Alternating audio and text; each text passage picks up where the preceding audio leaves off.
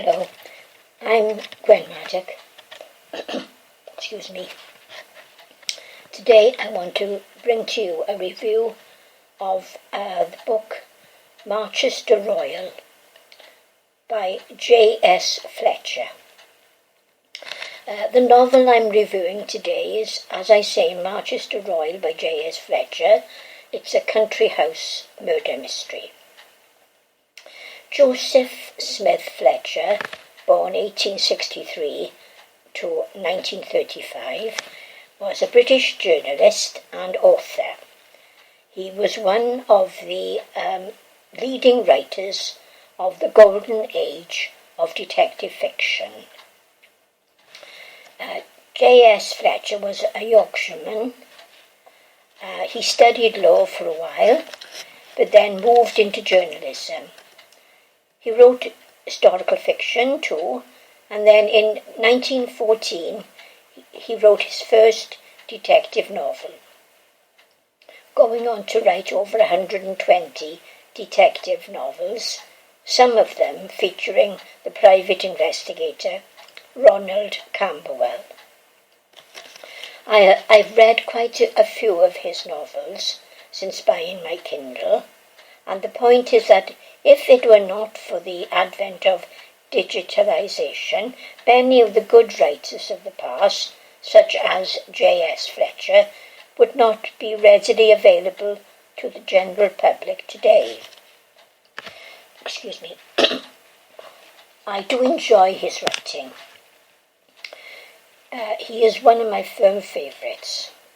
When I turn to a novel by J S Fletcher, I know I shall enjoy it, and I know it will be money well spent.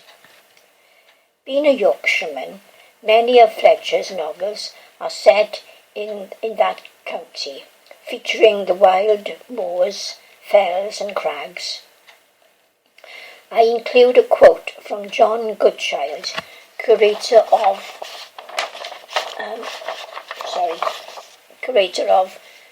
an exhibition dedicated to J S Fletcher. Goodchild said of Fletcher, "He knows how to tell a cracking good tale."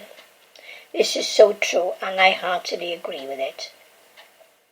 As I've just said, since acquiring a Kindle, I've had access to many of the writers of the golden age of detective fiction, and in my humble opinion, J S Fletcher stands out as the best.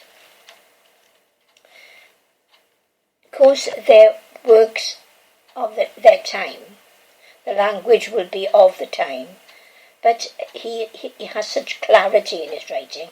I know I'm always on about clarity, but this man has clarity in his writing, and it pulls you into the story. The pace is kept up throughout, and it's very enjoyable.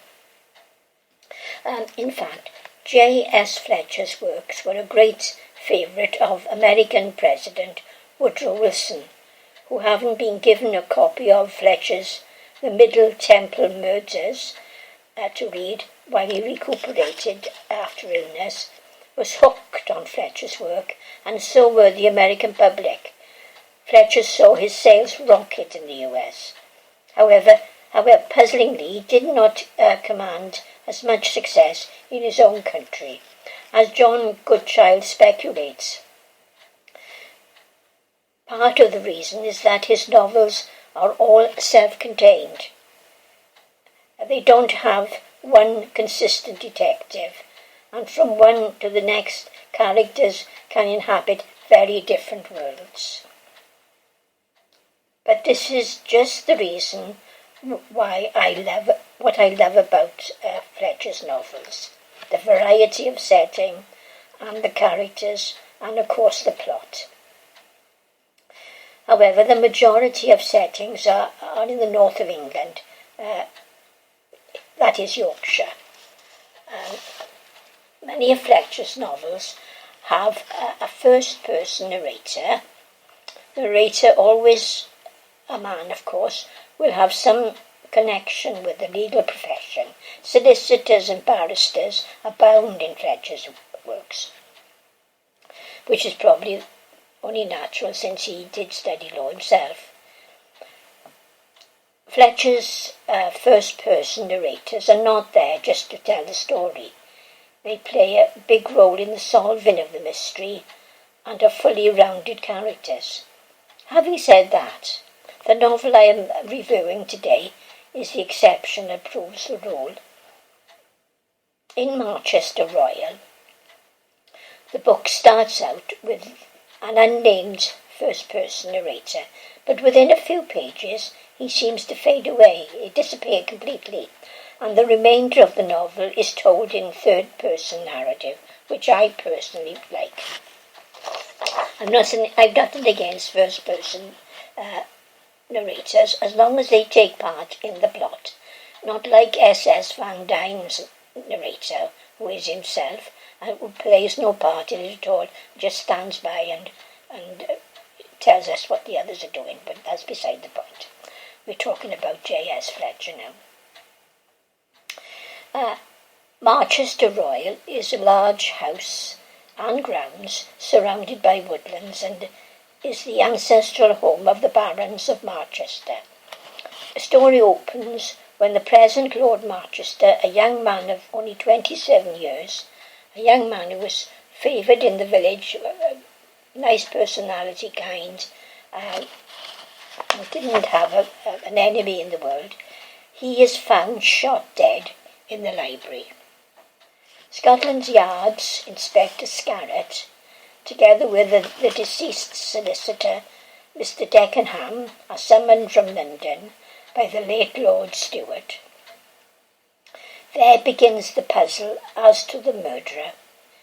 Fletcher leads the reader a merry dance as one contestant after another is suspected, arrested and committed for trial. But Inspector Scarrett, his instinct tells him that they have the wrong man, and he sets about proving it. The pace never slackens for a moment. It's a book you want to get back to straight away. I think about it, I want to get back to my book. J S Fletcher's books are like that. You want to get back to them, get on with them. The characters are so well rounded and seem to jump off the page full of life. I give this book, Marchester Royal, 5 stars for the sheer enjoyment and entertainment it gave me. J S Fletcher's skill as a writer of detective fiction is hard to beat even today. Many such writers and books of the Golden Age, originally published by mainstream publishers, have long gone out of print. Some of these forgotten, I apologise for that bell all the time, some of these forgotten writers, like J S Fletcher, have come to the attention of the British Library, who are reissuing them for the benefit of today's readers.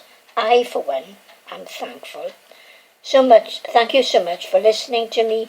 That's the last for today. Thank you very much. Bye.